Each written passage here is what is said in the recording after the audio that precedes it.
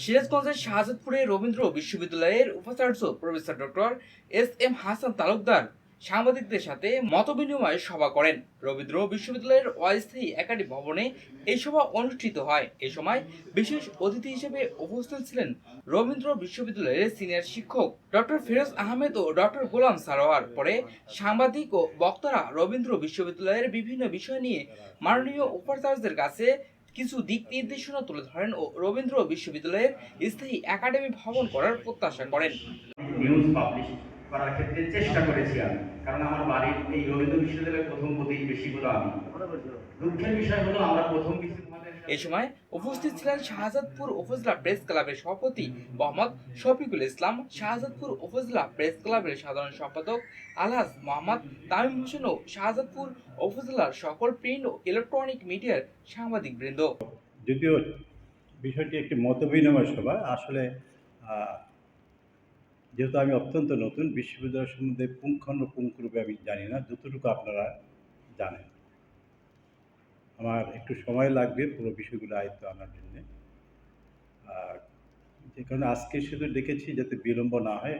It's a কার্টিসি meeting, সৌজন্যমূলক সাক্ষাৎকার, পরিচিতি। আপনাদের সবার সাথে আমি পরিচিত হতে চাই এবং আপনারাও আমার সাথে পরিচিত হবেন। আগামী ১ মাসের মধ্যে আবার আপনাদের সাথে বসবার ইচ্ছা আছে। সেদিন আমরা বিশ্ববিদ্যালয়ের সমস্যাগুলো নিয়ে আপনাদের আমাদের অবস্থানটা তুলে ধরব, আপনাদের পরামর্শ চাইব এবং আপনাদের সহযোগিতা চাইব। আর তার মাঝখানে যে সময়টা আছে, এই সময়টায় আপনারা নিজ নিজ দায়িত্ব থেকে আমাদের বিশ্ববিদ্যালয়কে যতটুকু সহযোগিতা করতে পারেন নিজ দায়িত্বে। আমাদের ট্রেজারার মহোদয় নিশ্চয়ই বলেছেন, এই বিশ্ববিদ্যালয় আমার আপনার সবার, এদেশের প্রতিটি মানুষের। এই বিশ্ববিদ্যালয় এদেশের সাধারণ মানুষের ট্যাক্সের পয়সা চলে। সুতরাং আপনার ট্যাক্সের পয়সা চলে, আমার ট্যাক্সের পয়সা চলে। আমি দায়িত্বে আছি, অতএব you have right to know. আপনার জানবার অধিকার আছে, আবার সেটা দায়িত্ব আছে। যেমন অধিকার আছে, দায়িত্ব আছে। নিশ্চয়ই আপনারা আপনাদের অধিকার প্রয়োগ করবেন, জানতে চাইবেন, আমরা তথ্য দিব। আর তার জন্য আমার একটু সময় প্রয়োজন। আগামী ১ মাসের মধ্যে আমরা আবার বসবো, আমি জিনিসগুলো সম্বন্ধে অবগত হয়ে নিই এবং সেক্ষেত্রে আপনাদের পরামর্শ চাইব, সহযোগিতা চাইব।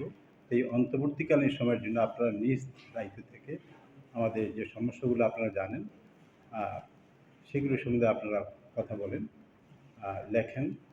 এতে আমাদের প্রেশার গ্রুপ, সাংবাদিকরা হচ্ছে জনমত গঠন করে, সবচেয়ে বড় প্রেশার গ্রুপ আপনারা। সেই দিক থেকে আপনারা আমাদেরকে সহযোগিতা করতে পারেন এবং সেই প্রত্যাশা রেখেই আমি আমার বক্তব্য শেষ করতে চাই। তার পূর্বে যদি আপনারা নিজেদের পরিচয়টা একটু দেন তাহলে আমার জন্য সুবিধা হয়। আপনারা দয়া করে একটু পরিচয়টা দিবেন প্রত্যেকে।